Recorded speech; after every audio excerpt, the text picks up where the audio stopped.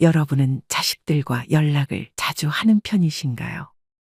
나이가 들다 보니 자식들이 나를 잊어버린 건 아닌지, 연락이 없을 때면 가끔 서글픈 생각을 하기도 합니다.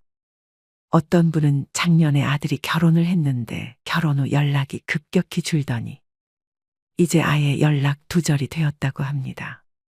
처음에는 문자도 몇 번 보내기도 하고 안부 전화도 자주 했지만 점차 줄어들더니 이제는 연락이 오지 않아 너무 서운하고 속상하다고까지 하더군요. 며느리에게 뺏긴 것 같다는 기분까지 든다고 합니다. 여러분은 어떠신가요? 누군가는 자식들과 연락하는 것이 귀찮다고 생각하는 분들도 계실지 모르겠습니다. 하지만 나이가 들다 보면 외로움이 커지게 되고 주변 친구들도 점점 떠나가다 보니 의지할 곳은 가족뿐인 경우가 많죠. 그런데 이러한 가족들조차 내 마음을 몰라주니 섭섭한 마음은 클 수밖에 없습니다. 그러다가 오랜만에 자식들에게 연락이 오면 안부도 묻게 되고 이런저런 이야기들을 많이 하곤 합니다. 그러다가 잔소리도 하게 되고 섭섭한 마음을 표출하기도 하죠. 하지만 애석하게도 자식들은 서운한 마음을 몰라주고 이러한 얘기를 피하는 경우가 많습니다.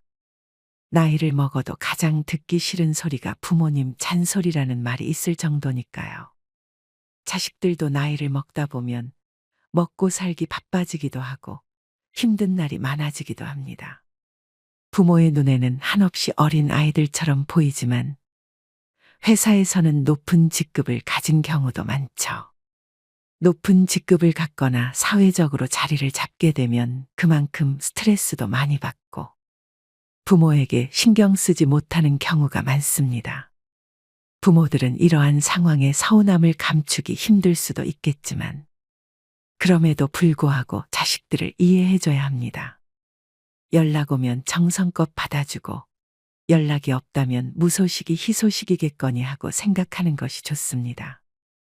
이와 관련되어서 오늘은 70대 진 씨의 이야기를 들려드리겠습니다. 진 씨는 평생을 헌신적으로 농사일에 몸바친 70대 초반의 여성입니다. 그녀의 삶은 결코 쉬운 것이 아니었죠. 매일 새벽에 일어나 해가 질 무렵까지 논밭을 지키는 일상 속에서도 진 씨는 언제나 긍정적이고 열정적인 모습을 잃지 않았습니다. 그녀에게 늦은 나이에 찾아온 딸 수연은 그야말로 뜻밖의 선물이었습니다. 수연이 태어났을 때 진 씨는 이미 40대 초반이었으며 이 소중한 아이는 그녀에게 새로운 희망을 안겨주었습니다. 딸이 건강하고 행복하게 자라길 바라는 마음에서 진 씨는 딸에게 최선을 다해 양육하기로 결심했습니다. 딸이 원하는 것이라면 무엇이든 그녀의 능력이 닿는 한에서는 제공하려고 노력했습니다. 그 결과 딸은 부족함 없이 성장할 수 있었죠. 딸은 대학을 졸업하고 좋은 직장을 구했으며 그녀의 인생은 순탄해 보였습니다. 하지만 딸의 대학교 졸업과 동시에 그녀의 인생에는 또 다른 중대한 변화가 기다리고 있었습니다. 바로 결혼이었죠. 딸이 선택한 배우자는 안정적인 직업을 가진 믿음직한 청년이었습니다. 진 씨는 딸이 행복할 것이라 믿으며 이 결혼을 전폭적으로 지지했습니다.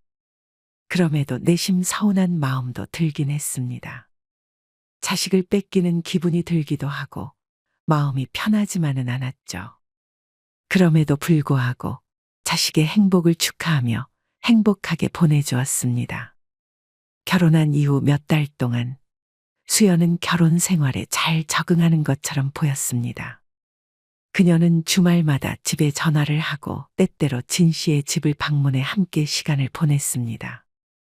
이런 정기적인 소통은 진 씨에게 큰 위안이 되곤 했죠. 하지만 시간이 지나면서 수연의 방문과 전화는 점차 줄어들기 시작했습니다. 진 씨는 처음엔 딸이 바쁘기 때문에 그러겠거니 하고 이해했습니다. 결혼 생활도 새롭고 일도 많으니 자연스러운 일이라 생각했죠. 하지만 몇 달이 지나도 상황이 나아지지 않자 그녀는 딸에게 전화를 걸었습니다. 수연아, 잘 지내지? 신혼부터 바뀌는 남편들도 있다던데 남편은 잘해주고 있어? 그럼 너무 걱정하지 마. 나도 이제 어른인걸? 남편도 잘해주고 너무 좋아. 그렇다니 다행이네. 그런데 요즘 연락이 통 없길래 무슨 일 있나 했어. 무슨 일이 뭐가 있겠어. 나도 결혼 생활에 적응하고 여러모로 준비하느라 바쁜 것만 빼면 괜찮아. 그래, 그래도 연락은 자주 해주렴. 엄마가 항상 사랑한다는 거 잊지 말고. 알겠어, 엄마. 나도 사랑해. 자주 연락할게. 무슨 일이 있는 건 아니라는 딸의 말에 진 씨는 안도하게 되었습니다.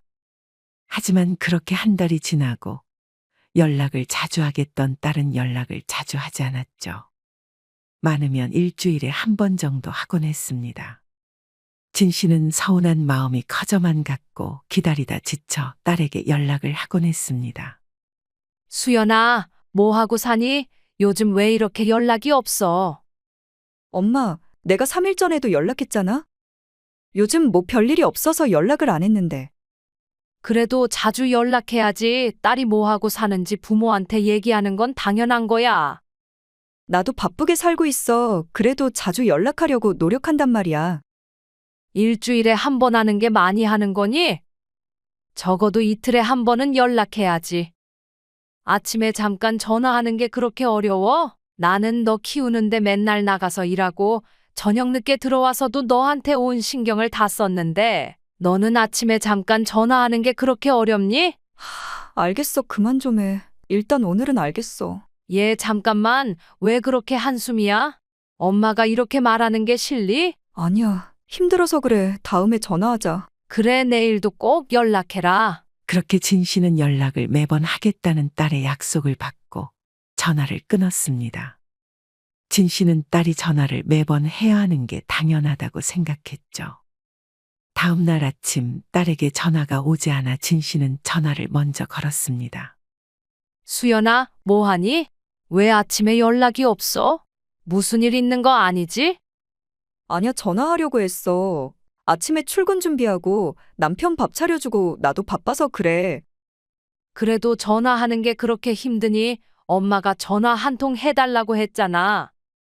알겠다니까? 좀 그만하면 안 돼? 전화하려고 했다니까? 왜 성질이니?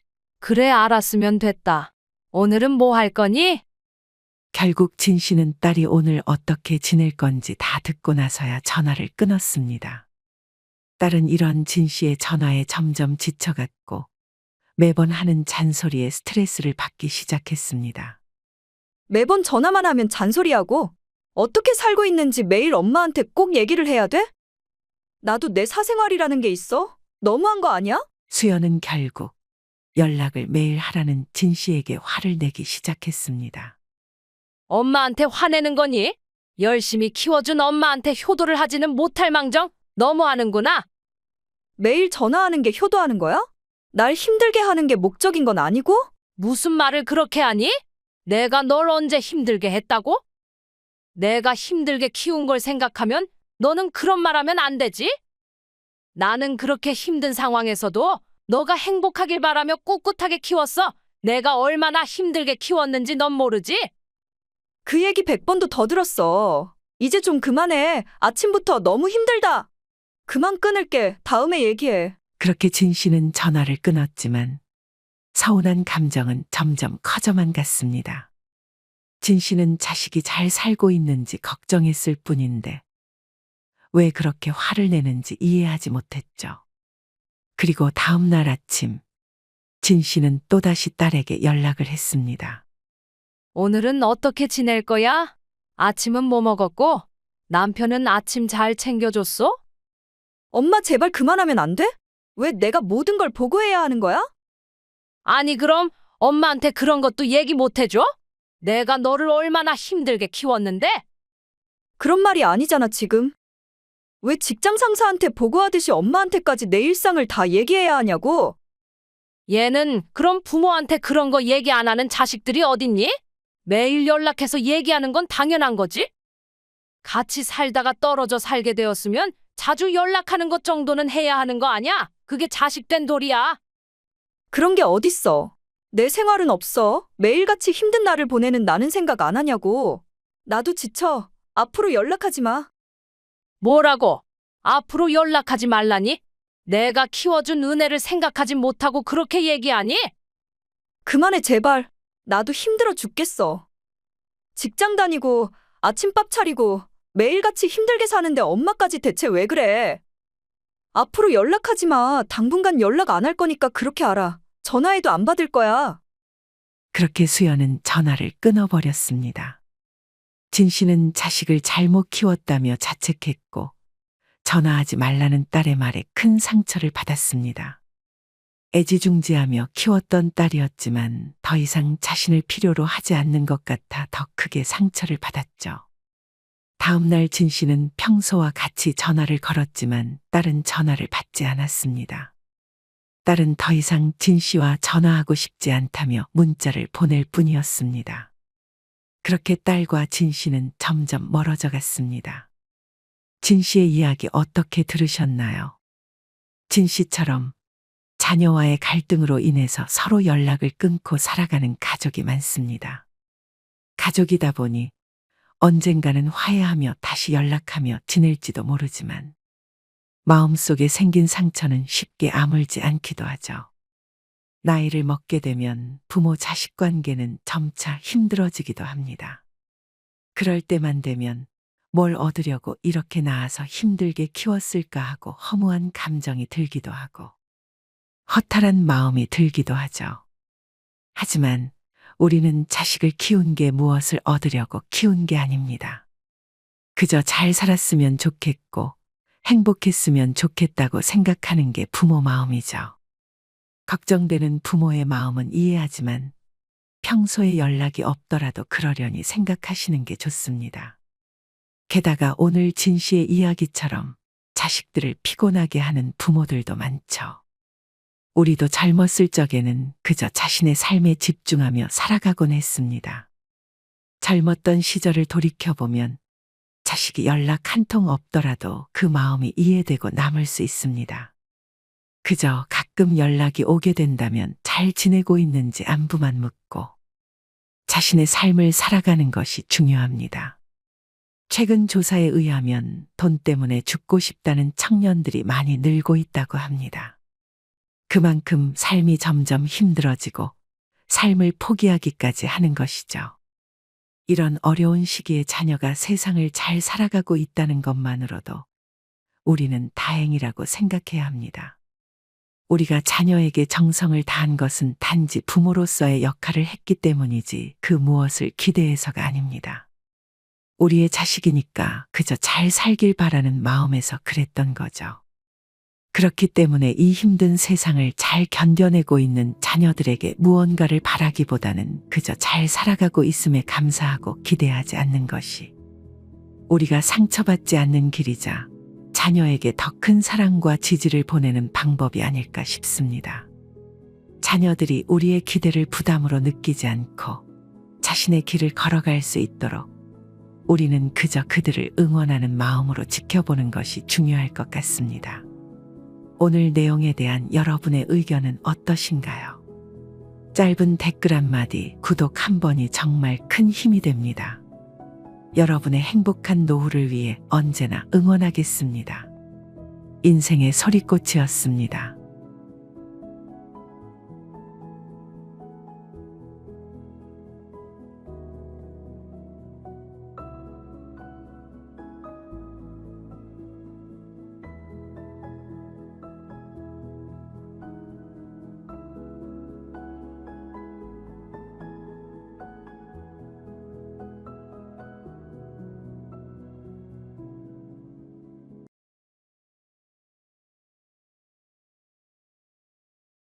여러분은 연락하고 지내는 사람이 많으신가요?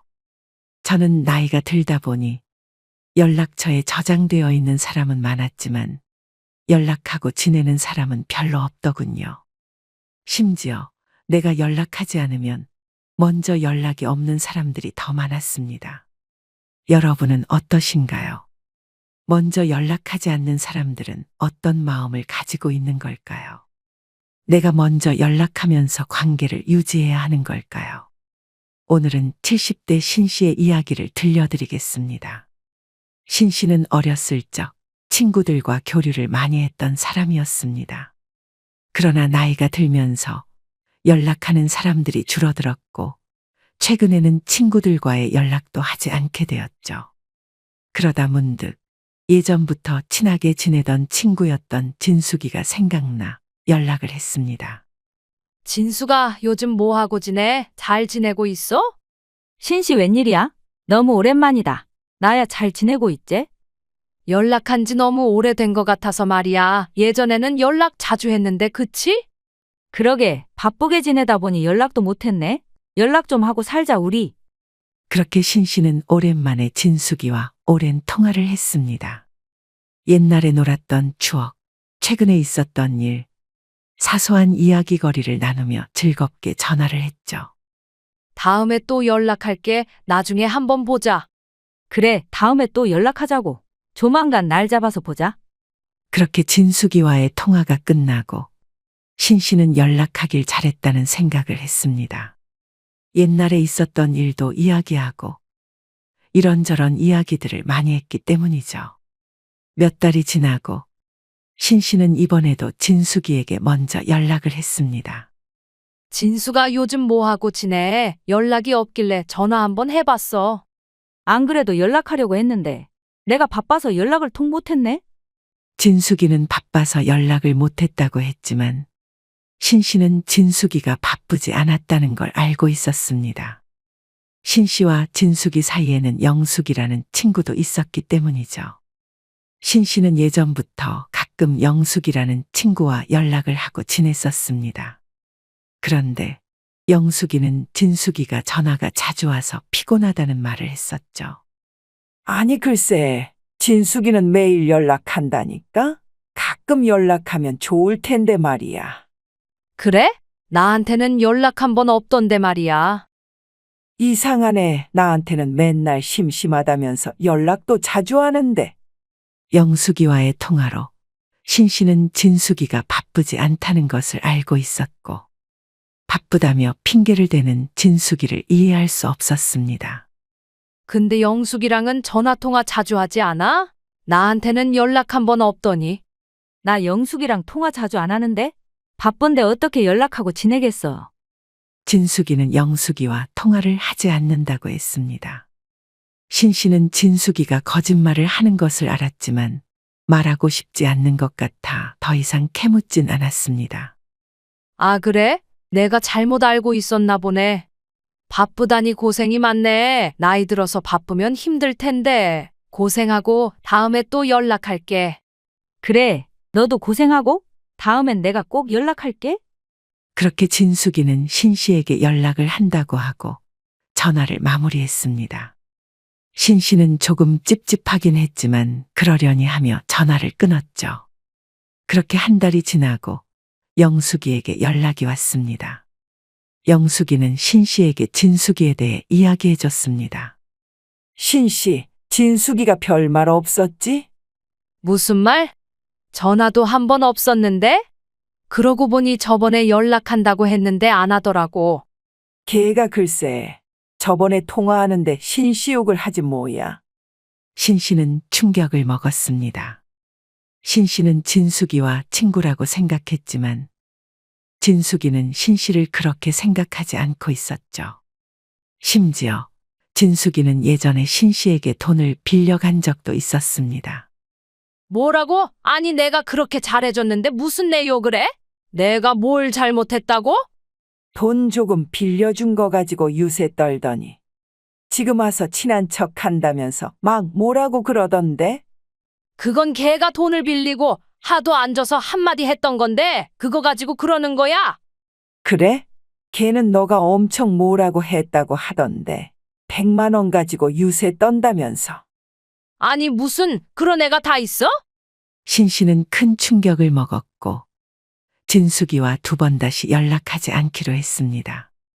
굳이 진숙이한테 연락해서 물어보지도 않았죠.